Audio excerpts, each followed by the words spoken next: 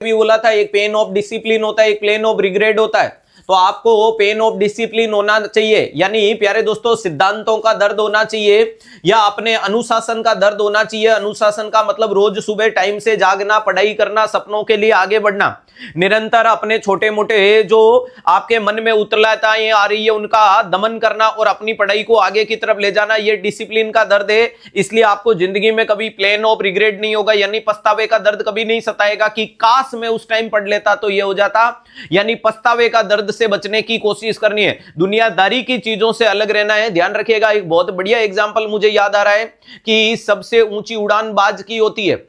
सबसे ऊंची उड़ान की बात करूं तो सबसे ऊंची उड़ान किसकी होती है? बाज की होती है। और दोस्तों याद रखिएगा कि जब बाज अपनी उड़ान भरने को बेकाबू होता है या अपने आप की उड़ान भरता है तो कई बार यह देखा जाता है कि कौवा जाके उसकी पीठ पे बैठ जाता है और कौवा बाज की पीठ पे बैठ करके लगातार बाज को चोंच मारता रहता है और दर्द देता रहता है। बाज न तो उस कौवे को मना करता है, न बाज पीछे मुड़ करके उस कौवे को मना करता है, न उस कौवे से बेसबाजी करता है कि तू हट जा, मेरी उड़ान में क्यों बीच में आ रहा है।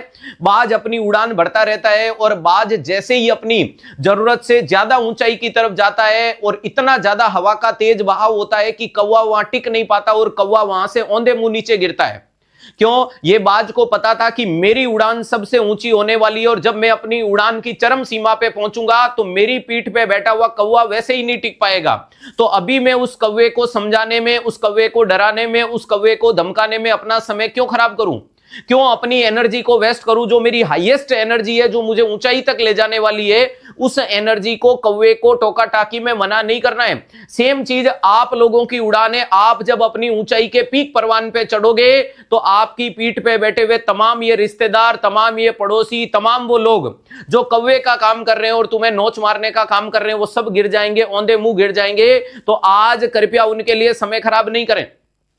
आज उन लोगों को जवाब देने की जरूरत नहीं है। निरंतर आप अपनी ऊंचाई की तरफ बढ़ने की कोशिश करो। आपको पता है कि आप सबसे ऊंची उड़ान भरने वाले हो, बताने की जरूरत नहीं है। जब आप अपने पीक परवान पे चढ़ोगे तो अपने आप जो आपकी पीठ पे बैठे कौवे होंगे वो अपने आप गिर जाएंगे। घबराने की बिल्कुल जरूरत नहीं है।